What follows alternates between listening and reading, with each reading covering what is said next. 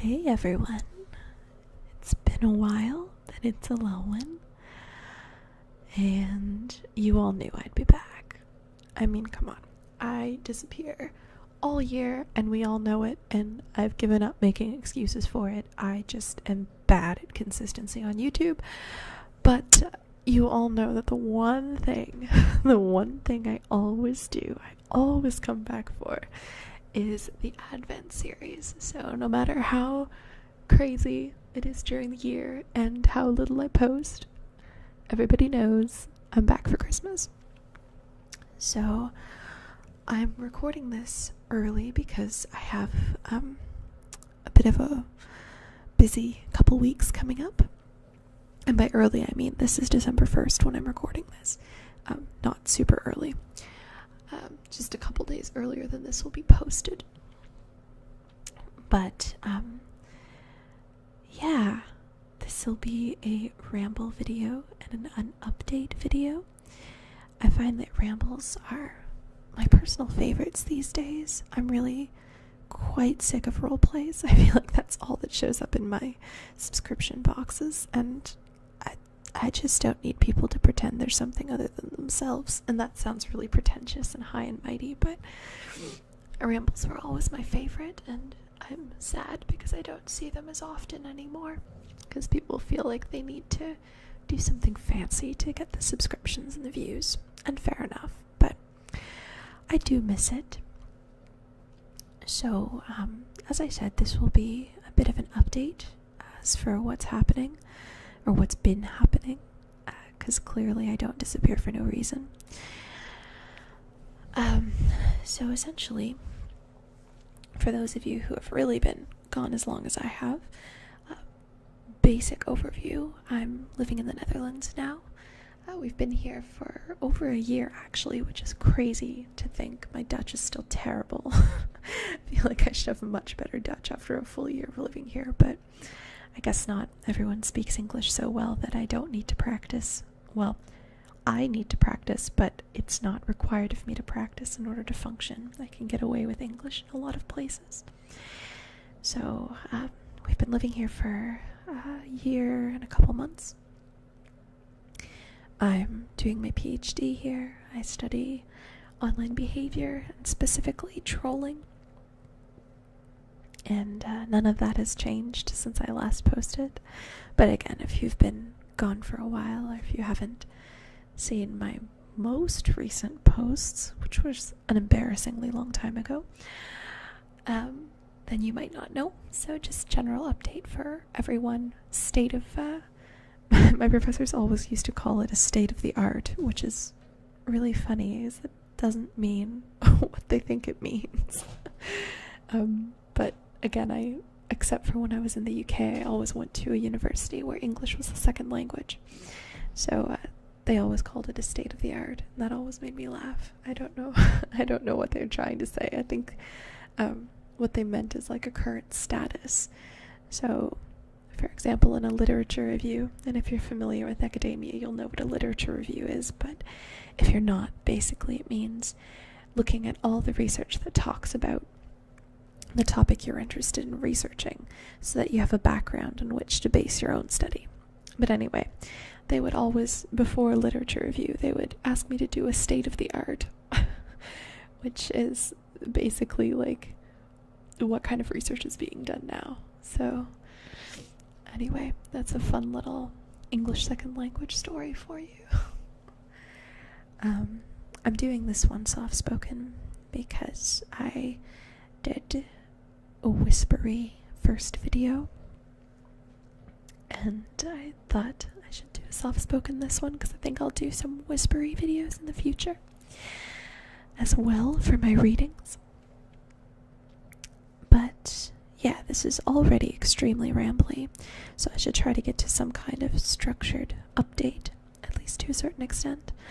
I believe, apart from the Advent series, the 2 videos that I've posted by now, apart from those, my last post was in, oh gosh, either August or September, I think. Essentially what's happened is work has become completely insane.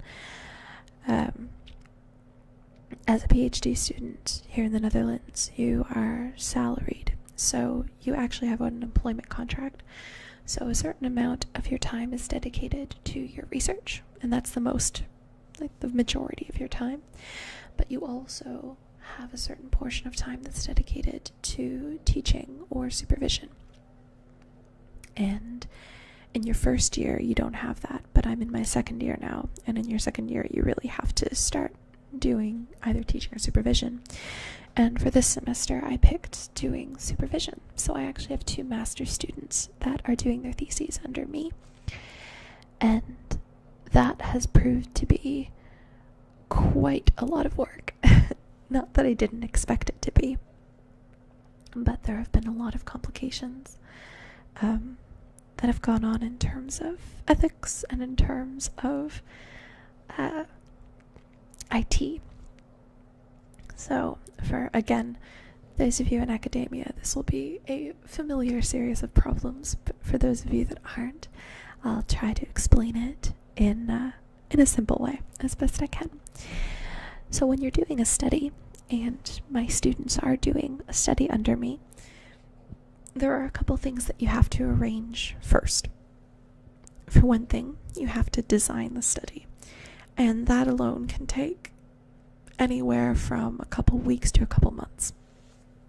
So I've been working on designing this study since probably February of this year, and I worked on the study design until July, and then I sent it in for ethical approval. Because I work in communications and psychology, I do studies with human subjects. And as soon as you do studies with anything living, but particularly human subjects, you have to get your study approved by an ethics committee, which makes sure that your participants are safe and healthy and you aren't doing anything that will harm them for a very long time or have long-term consequences. So examples of violating that would be Zimbardo's prison experiment, or Milgram's study of authority, or the story of little Hans, where they classically conditioned him to be afraid of bunnies, for example, or anything with white fur. So these are, in psychology, classic examples where basically the participants were damaged for all eternity. And now we have ethics committees, so that doesn't happen. So I had to submit my study for ethical approval. And I did that around July. And then I got my approval pretty much in August. And I was on vacation, and my supervisors were on vacation during most of the summer. So when we started in September, one of my supervisors had a closer look at the ethics, because this had all kind of happened while she was away. And she decided that the study needed to be changed, and therefore I needed to get another set of ethics approval, which takes at least a month. So already we were set back a month and a half from the study redesign and from the getting ethics approval again. So we had less time to collect our data, and by us I mean myself and the master's students, than we originally anticipated. And then when we finally did get our ethics approval, saying that, yes, you are not damaging you're not damaging your participants, they will survive this as in pretty much the same condition as they started, we had to actually run the experiment. And for those of you who don't know, a lot of my studies revolve around the online community, and particularly in online gaming. So in this particular study that we're running right now, we need to have, our participants need to play an online game. They need to play League of Legends as part of the experiment. And we discovered, once we had ethical approval, that League of Legends is blocked on the servers at my university. So you can't access it using a normal internet connection. You have to go through a special kind of proxy connection that does not have it blocked. And it took IT another month and a half to get that sorted out. So we ended up starting our data collection around toward the end of November, so like November 18th or 20th, and we were supposed to start data collection September 20th. So we had a full 2 months delay, all things included, because some of these IT and ethics had overlap. So I have been busting my butt trying to get all of these issues sorted out while still making sure that my students can graduate on time. Because another thing that's different in the Netherlands, at least in Canada, and I think in the UK as well, in my experience, when you do a master's, your thesis is a full year. So you're working on your thesis throughout your master's degree. In Canada, I think if you have a 2-year degree, then you do 1 year of courses, 1 year of masters. And then when I was in Cambridge, we did 1 full year, or 9 months technically, of courses and thesis writing all at once. But in the Netherlands, you only have 1 semester to do your thesis, which to me is like totally insane. I don't know how.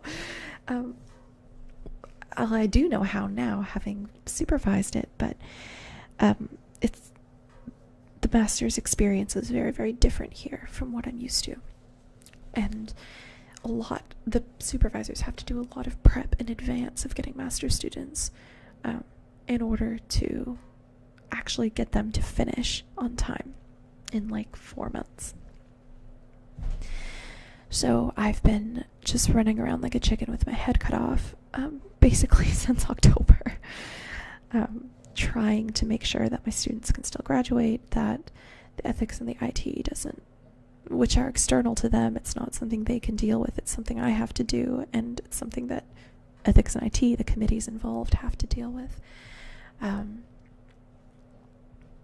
It's out of my master's students' hands, basically, but making sure that that doesn't affect them so much that they can't do the job they're supposed to do. So, I have been under unbelievable amounts of stress. We also had family visiting, and normally that's a nice thing, but when you're as busy as we were, myself and my husband, during November and October, it was very, very stressful to have them here as well, because you feel like your obligations are being torn in two, because I have my obligations for work, of course, and then my family when they come to visit. It's actually my husband's family, but regardless, when they come to visit, they have to come from Canada, so you feel this obligation to really show them a good time as well and make sure that they didn't waste their money coming here. So you really feel pressure from both ends of the spectrum, work and family, which is never fun. I also had a conference that I was working on that I attended in Prague. It was my first time in Eastern Europe. I believe Prague, or I believe the Czech Republic counts as Eastern Europe. And that was fun. It was also stressful. It was long days. Anyone who's ever been to an academic conference, again, you guys know what I'm talking about. But for those of you who don't, academic conferences, you can think of them as basically, like in this case, it was 4 full days of just presentations about research that's happening in various fields or subfields within your larger field. So I'm currently working in communications. So this was a communications conference in Prague. And so there was a lot of things talking about political communication and health communication and a whole bunch of different kinds, journalism, anytime that people need to talk to each other, basically. So my field is more in online communication. So I went to basically 4 days of just presentations, and it was interesting, but it's also very tiring, because one of the things that you're expected to do is to network, kind of like business people network. Think handing out business cards and telling people how wonderful you are and listening to how wonderful they are and saying that you want to get together and make connections and get your name out there into the academic world or business world, depending on what kind of conference you're attending. But this was an academic one, so it's like 4 days of constantly talking to people and listening and learning, and it's exciting and it's fun, but it's also very long. The days go from, I believe, 8:30 a.m. until 7 p.m. at night, so it's long days of a lot of work. So I was also tired out from that. Basically, to sum up, it's been the semester from hell. And I'm looking forward to, I'm singing the song, "Everybody's working for the weekend," in my head, like constantly, only replacing weekend with the holiday season. Because that's when I finally get a break. So, that's what's basically been going on. I've been all over the country, in the Netherlands, and in Prague, in Czech Republic. I've had family visiting. I've been dealing with crises of ethics and IT. I've been supervising master students, and I've been very much looking forward to doing this Advent series, to having an excuse to take time off, even if it's just a little bit each day, to make a video for you guys. And as always, I thank you for your patience with me. I hope that you do enjoy the few videos that I do put out, and particularly I know I have a dedicated crew that makes this series a tradition with them, and that makes me feel really special every year, that I get to be part of your Christmas traditions, and that we can share this holiday, this Advent series together every year, no matter what happens throughout the rest of the year. I'm always here for you guys at this time, and you're always here to listen as well, and that's really appreciated. So I think I heard kitty meowing, and I think I heard husband get up, so I should probably stop this ramble for now. But I will see you tomorrow with another new video, and I can say that with confidence this time, instead of usually like, maybe I'll get you a video in a month or two, we'll see what happens. Tomorrow I will have a new video out, and I look forward to seeing you guys then, and I hope you enjoy all the stuff that we've got planned. It's kind of like a best of this year. It's all my favorite types of videos to make, and also the ones that you guys seem to enjoy. So I'm really looking forward to it this year, and I hope you guys are too. But until tomorrow, see you guys. Farewell.